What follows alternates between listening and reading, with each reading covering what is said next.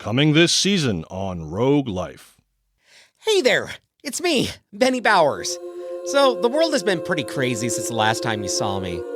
That girl that I kind of have a crush on friend-zoned me hard. I mean, yeah, we sort of share a connection, but only in a way that you find between two good friends. Sometimes storytellers need help just a bit. I was detained and questioned by some secret government organization. Mr. Bowers, we have this footage of you with Miss Blake and Mr. Peterson huddled together for an hour outside of the building. The heroes are stuck, and they can't escape. I infiltrated an apocalypse cult. The master must be released to bring back his power and strength to the chosen people through the enlightened veil. And I faced down a rogue AI. I'm all about creating new and interesting stories and entertaining. If it's just a bunch of puppets, but there's no one to watch the show, what's the point? Going back, let's move forward. Oh, and let's not forget getting caught up in a full-on Broadway musical. With a day you set, knocking out, and when you're rocking a sock of a day you set, knocking up, those heroes will get away, and we'll surely save the day with a day you set, knocking out. You'd think I'd get discouraged by all this, but nah, I'm just trying to live my best life. Rogue Life Season 2 premieres March 25th, 2024 on your podcast app of choice.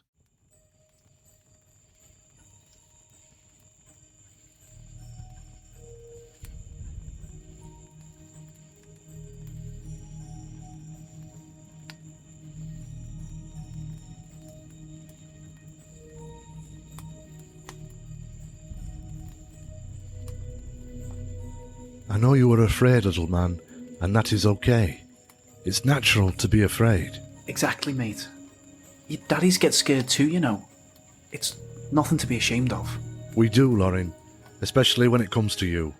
It's like having our heart outside of our body. Don't say it like that. Not after what he...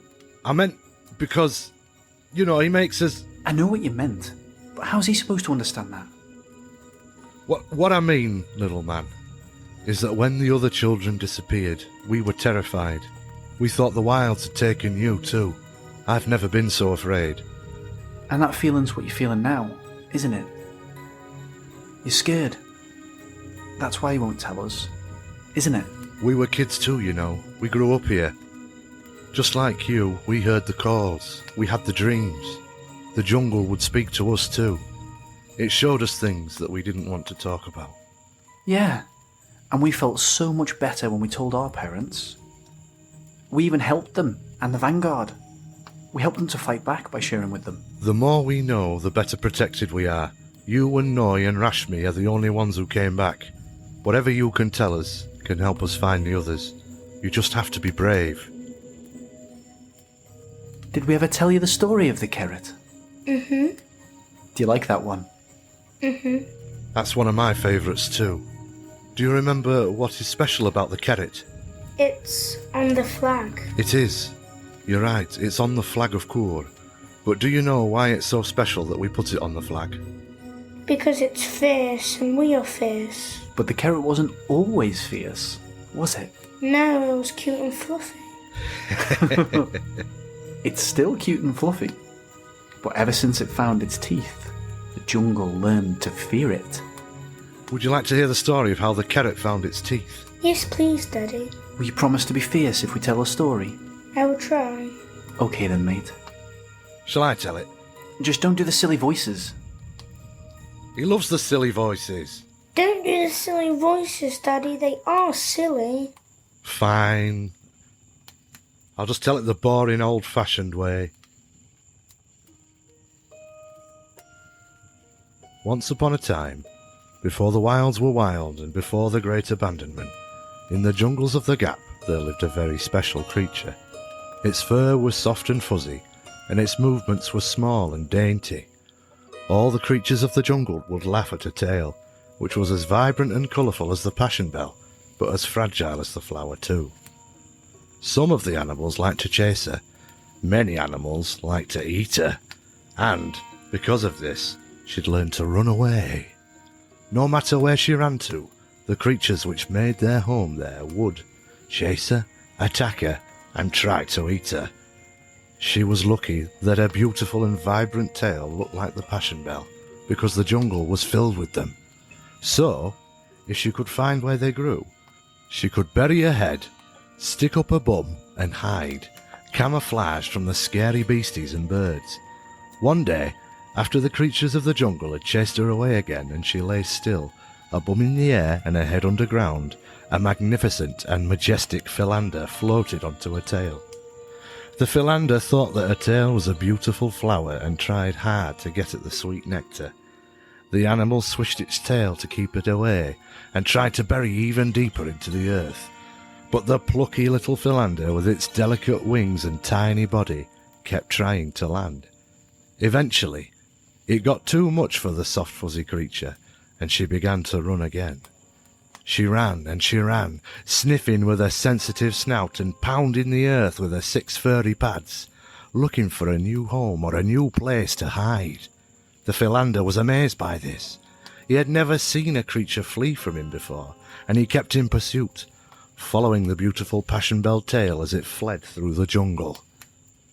Every time the creature stopped and hid, the philander would find her again.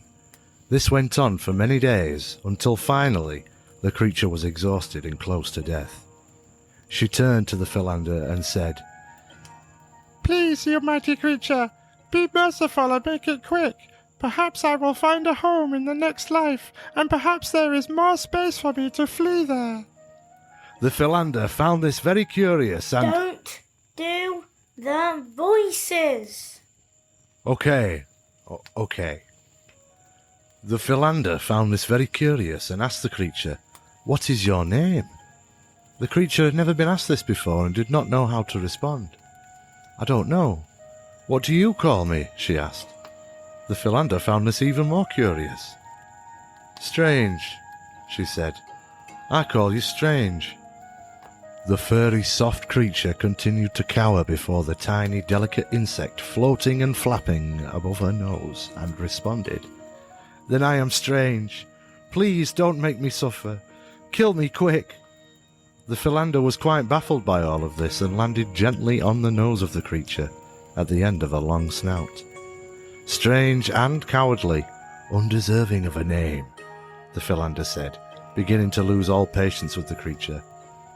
"I have been given many such names as these from all the creatures in the jungle. It is hard to keep track," responded the soft, fluffy creature, still cowering, still quaking before the philander. "I was once a creature of the earth who crawled on my belly, a creature despised by all creation.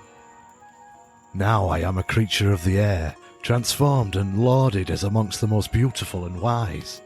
Do you know how I did this?" the fragile winged insect asked the trembling beast. "No," said the shaking animal. "First, I refused the names given to me by other creatures. Then I took the wings of the other beasts, little by little whilst they slept their slumberous sleep. Finally, I sewed these pieces into the beautiful patterns you can see and took a name of my own. I took to the sky on the wings, and the name that I took, I became the envy of all in my domain." "Bovine sin salis ether salis," spoke the philander. "What do you lack that keeps you lowly other than a name?" asked the majestic bug. "The other creatures gnash with their teeth and slash with their claws. They spit with their venom and roar like mighty beasts.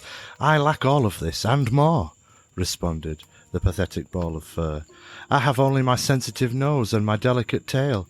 I am chased from every place and I am prey to all," she finished. The philander tutted. "All of these you can take, piece by piece, little by little, but boo vine sin salis ether salis. Take until you are whole, and when you are whole, take your name. When you are whole and named, remember me and remember my lessons. Feed not on my kind, spoke the Philander. But how? But how? Opined the creature. Tell me how. The Philander laughed at this, as though it were obvious. Your tail, of course. It fooled even me, and I am wise beyond the hunters of the jungle. Lay in wait, be ready to strike. Take your teeth, take your claws, take your venom and your growl, but do not forget me, the Philander who taught you to transform. The creature listened to the wise words of the Philander bug, and spent the rest of her days lying in wait, ready to take from the predators and hunters of the jungle. It took her whole life, but eventually she had succeeded. She had defanged the Arangitch, she had declawed the Thyre, stolen the voice of the panther and the venom of 1,000 spiders. She had made sure to take not just enough for her, but for all of her children and her children's children. She taught them the lessons of the Philander, so that they would not forget. The beast was not forgiving of the creatures of the jungle. She terrorized and slew them wherever she found them, until all of creation feared her, all except the Philander. The creature kept her promise to the majestic bug, and in honor of his teachings, the soft and fluffy beast, with its fangs and its claws and its venom and its roar, allowed him to name her. And do you know what he called the fluffy beast? The Kerret. That's right. And that is why the only creature in the jungle which the Kerret will not kill or will not eat is the Philander bug. It is even said that the Philander still holds the power to frighten the Kerret with the power of its name. But so long as the Kerret remembers its teachings and honors the Philander, he will never use this power. And what did we learn from this story, Lorrin? That we must not be prey, that we must not run and hide. The wild will come to fear us when we take from him, and use his strength against him. Yes. Yes. When can I take my name? I don't... We can talk about it once you've told us what happened. Can you be strong for us? How did the jungle take the other children? Whose heart did you have in your hands when we found you?